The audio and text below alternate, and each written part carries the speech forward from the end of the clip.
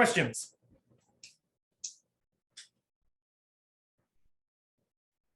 Week 2 without Sam, guys. You guys got to step up your question game. Come on.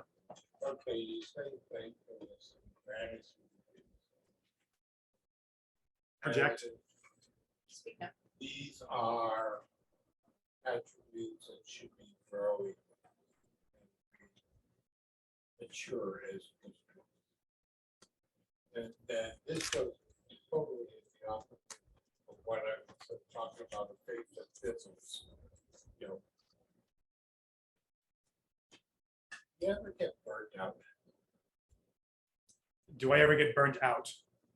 No, the Christians ever get burnt out. You, Well, hold too on. young to In get what burnt out yet. sense, Dave? In what sense? Of giving up on the faith, or giving, or just being burnt out by the circumstances of life? If you get burnt out in the faith, that's the faith that fizzles. Yes. You know, it never was there to begin with. But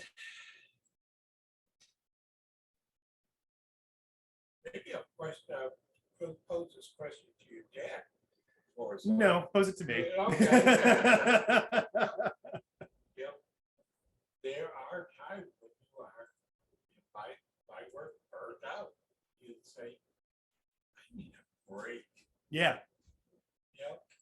And with 1 year in the pastorate here, I'm hoping you're not burning out yet. Not yet. Well, and I think that's why I asked what do you mean by burnt out. If we're talking burnt out in the faith, that is, I just can't keep up this belief in God anymore, then that's a faith that fizzles. And that's, I agree with you.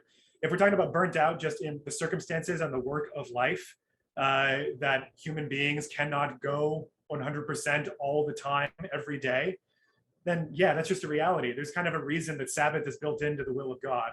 There's a reason that sabbatical is offered to professors and pastors. So I don't think that's indicative of a person who is weakened in their faith. I think it's just a reality of actually to take rest, to take Sabbath, to take sabbatical is in itself a thankfulness towards God and a trust in him that the world is not going to fall around you if you stop working on it for a few days or for a few hours even.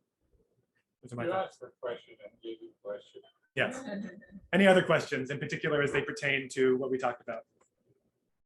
I was just wondering if you could repeat the references for, in verse 33, you Yes. said there were 2 different references there. Yes, that is correct.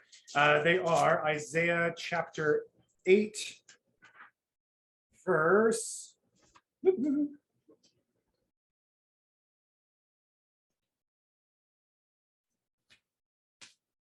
is why you put page numbers on things. There we go. Isaiah chapter 8, verse 14, and Isaiah chapter 28, verse 16. Thank you. And actually, it's really interesting because in both places, Isaiah uses the illustration of a stone to refer to God and the Messiah. And in both places, this stone is used in a different way. It is a stone of stumbling in the first reference, and it is a stone on which you stand, the chief cornerstone in the second reference. And so it is to say, God is the stone, God is the rock. How you respond is indicative of you, not him. You can stumble over it, or you can make it the chief cornerstone and believe in him. Getting hit with the word pride. I mean, all of Romans, like, are you proud? Are you proud? Are you proud? Knock it off. Yeah. Right? Like, Yeah. What do I take pride in? Actually, this reason Paul brings it up in what is it? I think it's chapter 3. Is there any reason for boasting? Which I think is a good stand-in for the idea of pride. What do I take pride in? Do I take pride in my accomplishments and my righteousness, or do I take pride in my God who has given me life? And to take pride in something other than yourself is the definition of humility.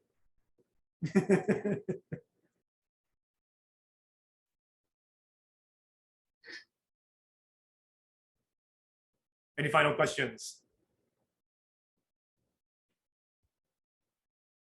I like the stone that the rock that got me stand on rock that God and the stubbornness of that stone, because I didn't think about it really that precisely. It said it, and it's like, yeah, we can use it different ways. We want to stand on God. We don't want to be using stubbornness. I'm talking about you.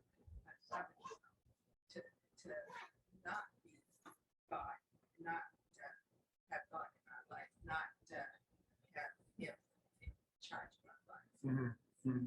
Yeah. Amen, amen. Thanks.